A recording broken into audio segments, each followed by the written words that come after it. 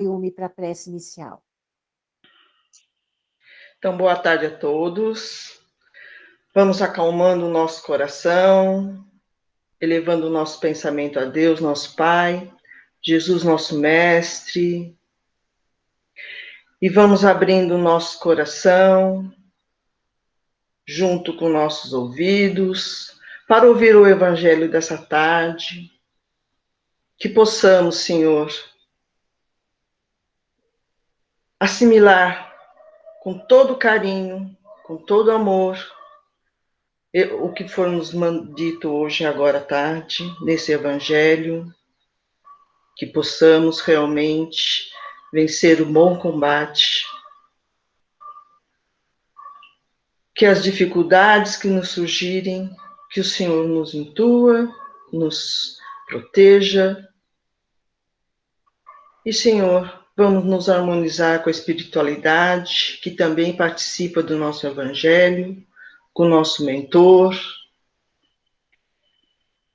e que nosso irmão que vai fazer o Evangelho de hoje seja inspirado pelo Senhor e nos mande os seus ensinamentos com todo amor e carinho. Que assim seja, Senhor. Graças a Deus e graças a Jesus. Bem-vindo, Moscoso. A casa é sua. Obrigado. Mais uma vez, boa tarde, meus irmãos, minhas irmãs. Muita paz. Que os bons espíritos nos ajudem. Então, a lição de hoje, mais uma vez, é o livro que nós estamos seguindo, né? Palavras de Vida Eterna. E o tema é No Bom Combate. Vou fazer a leitura da lição e depois tecer alguns comentários, se bem que Emmanuel é tão claro nessa lição. Ela é autoexplicativa, mas cabe alguns comentários aqui. Então vamos primeiro fazer a leitura. No bom combate. Combati o bom combate. Acabei a carreira, guardei a fé. Paulo, 2 Timóteo, capítulo 4, versículo 7. Nas lides da evolução, há combate e bom combate. No combate, visamos aos inimigos externos. Brandimos armas, inventamos ardis, usamos astúcias, criamos estratégia e, por vezes, saboreamos a derrota de nossos adversários entre alegrias falsas, ignorando que estamos dilapidando a nós mesmos. No bom combate, dispomos-nos a lutar contra nós próprios, assestando baterias de vigilância em oposição aos sentimentos e qualidades inferiores que nos deprimem a alma.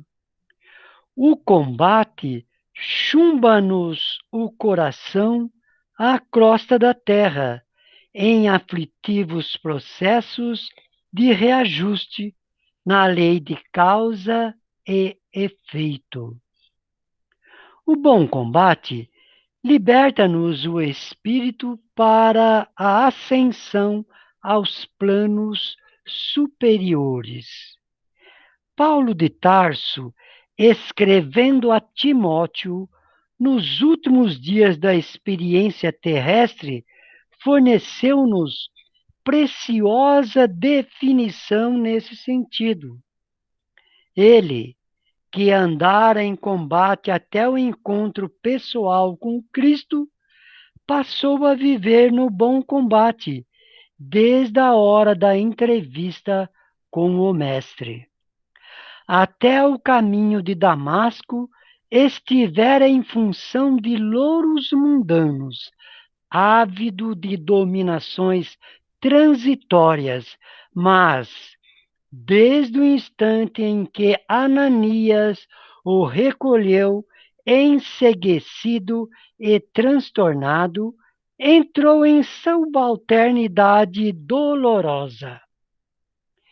Incompreendido, desprezado, apedrejado, perseguido, encarcerado várias vezes, abatido e doente, jamais deixou de servir a causa do bem que abraçara com Jesus, olvidando males e achaques, constrangimentos e insultos. Ao término, porém, da carreira de semeador da verdade, o ex-conselheiro do Sinédrio, aparentemente arrasado e vencido, saiu da terra na condição de verdadeiro triunfador. Muito bem, meus irmãos.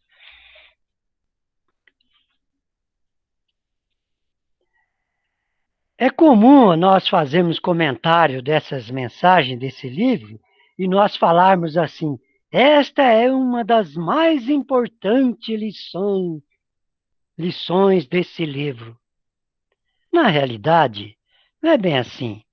Todas as lições desse livro são importantes, pois são explicações de Emmanuel sobre passagens evangélicas. Por exemplo, nessa lição, a importância dela está no fato de que Emmanuel nos leva a uma reflexão de nossos comportamentos diante de pessoas que temos alguma diferença. Muitas vezes, diferença sem sentido, uma bobagem qualquer, e criamos uma verdadeira guerra. Emmanuel usa a passagem de Paulo em que o apóstolo escreve a sua segunda carta a seu discípulo e amigo Timóteo, quando pela última vez esteve preso aguardando sua execução. Paulo, pressentindo que tinha chegado a hora de seu desencarne, escreve a Timóteo dizendo: combati o bom combate, acabei a carreira, guardei a fé. Então, meus irmãos, nós temos aqui nessa frase 3 coisas importantes a serem entendidas. Primeiro, o que é um bom combate? Segundo, o que ele quis dizer com acabei a carreira? E terceiro, o que ele quis nos dizer, guardei a fé. Então vamos lá. Nessa lição, Emmanuel explica que no nosso processo de evolução existem o combate e o bom combate. O combate é quando enfrentamos nossos inimigos, tanto nas pequenas coisas quanto nas grandes, nas coisas mais sérias. O combate é um combate externo, usando armas e estratégias de guerrilhas.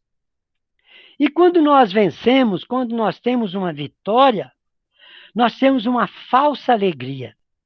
Porque, na verdade, quem está sendo destruído somos nós.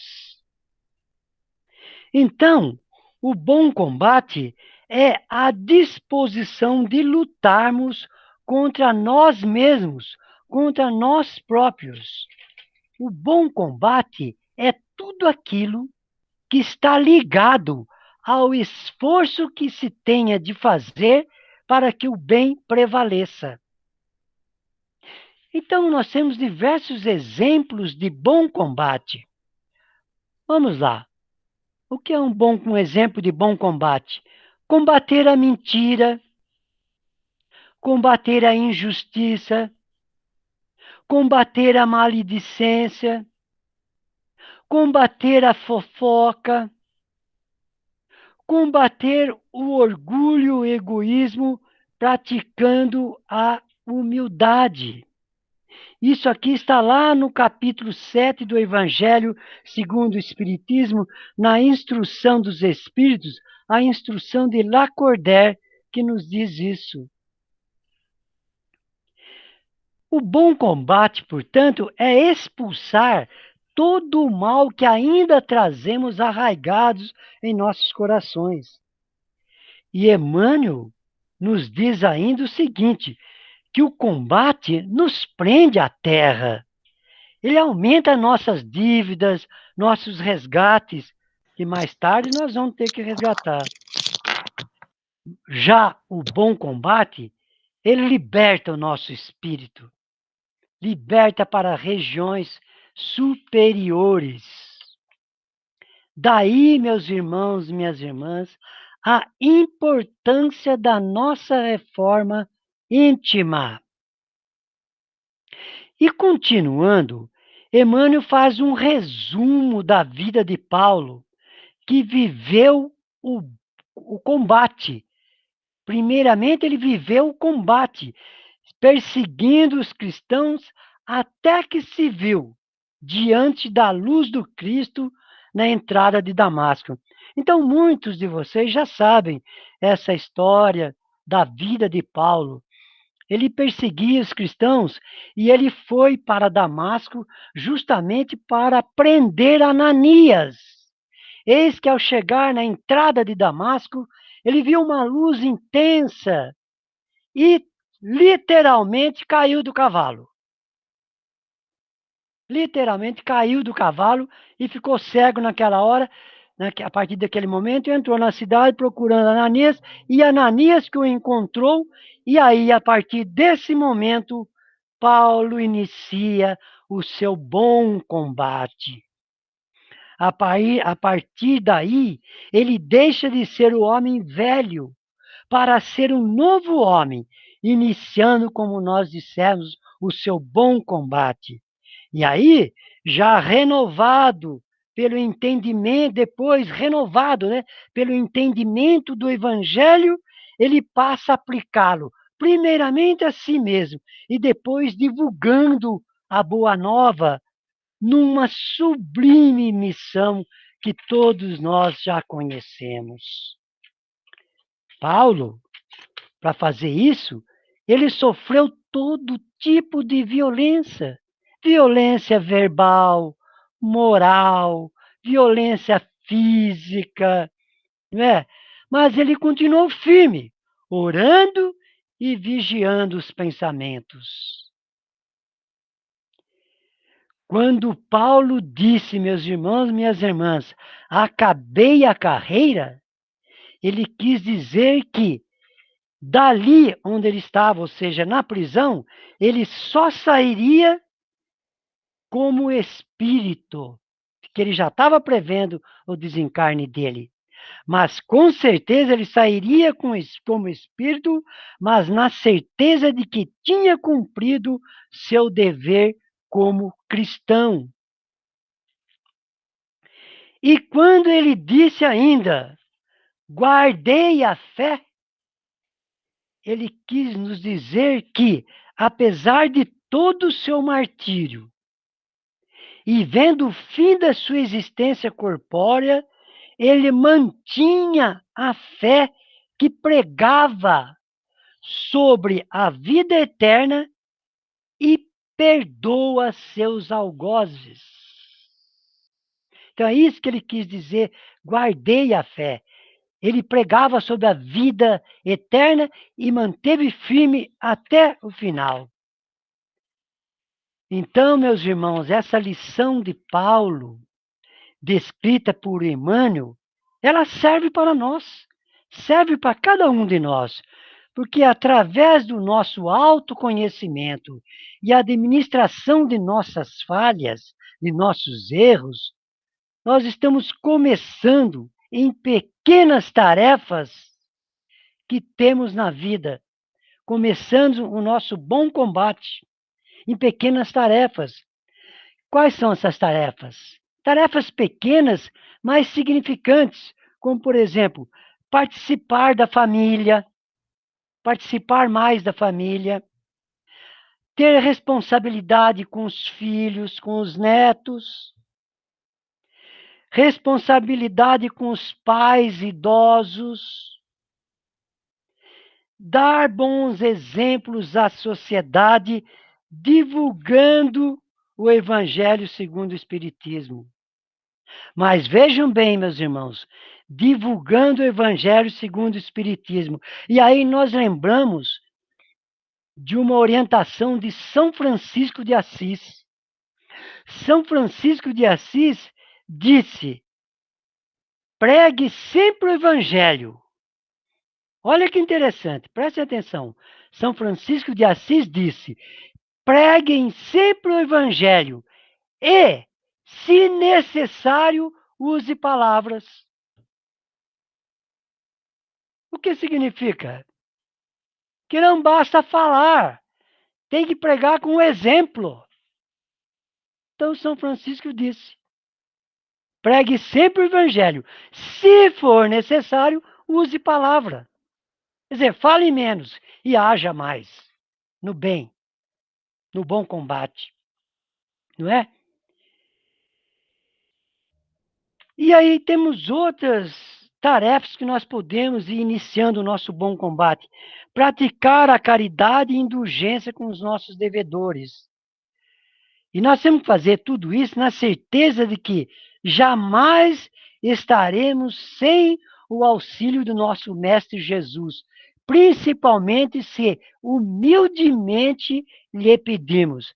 Ontem nós vimos a nossa irmã Jo, no seu comentário do Evangelho, dizer com muita propriedade de que Deus está sempre do nosso lado.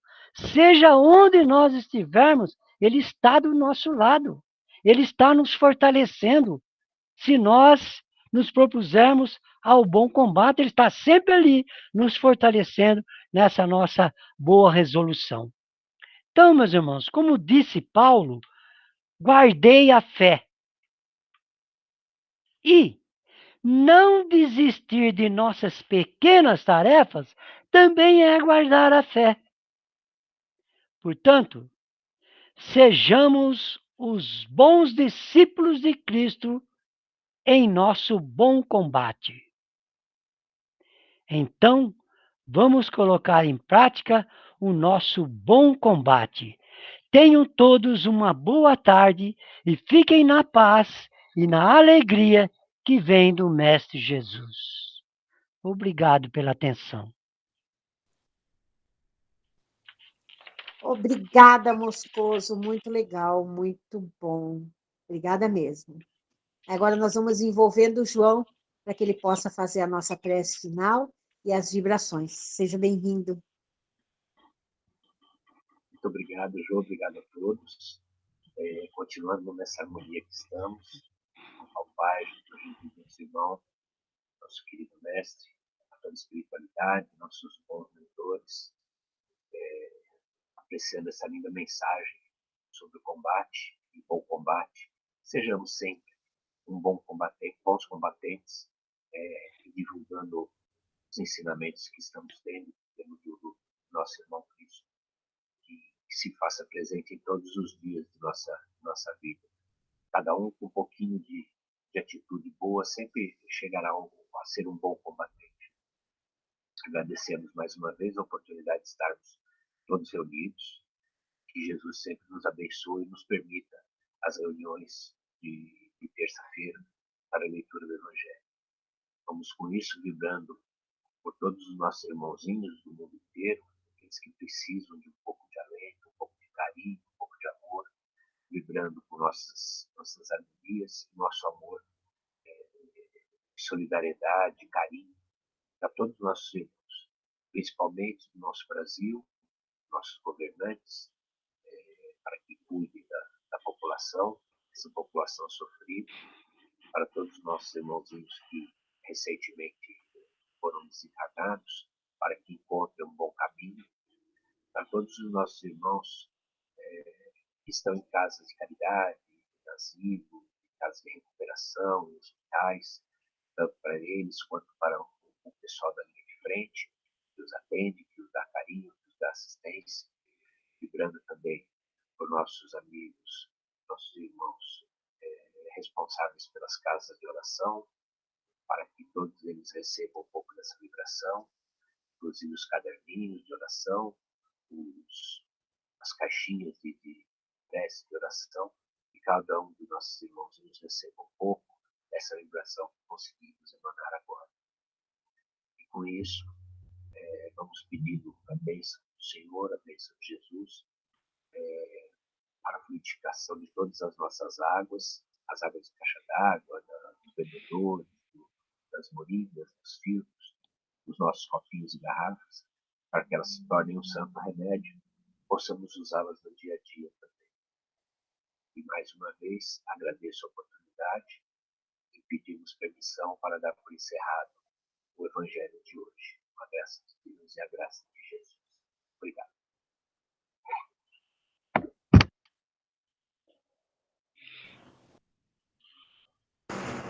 Obrigadinha, povo. Boa aula.